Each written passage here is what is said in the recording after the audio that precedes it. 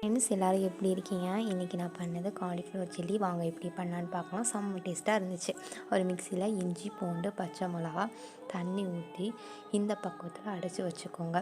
இன்னொரு மிக்சியில் கருவேப்பிலை, கொத்தமல்லி, பச்சை மிளகா போட்டு அரைச்சி வச்சுக்கோங்க. அரிசி மாவு 5 ஸ்பூன் போட்டிருக்கேன்.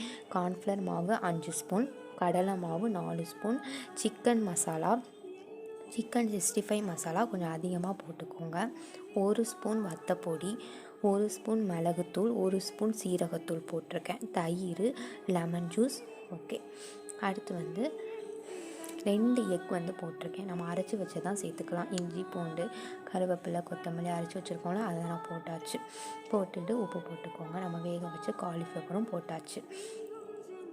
1/2 அன் ஹவர் அப்படியே விட்டுருங்க. மேலே கருவேப்பிலை, கொத்தமல்லி போட்டிருக்கோங்க. ஒன்று ஒன்றா எடுத்து பொரிக்கலாம். மிதமான சூட்லேயே பொரிங்க, அப்போ தான் நல்லாயிருக்கும். இந்த மாதிரி பண்ணி பாருங்கள், செம்ம டேஸ்ட்டாக இருக்கும். பொரிக்கும் போது 2 வாய்க்குள்ளே போட்டுக்கிட்டேன்.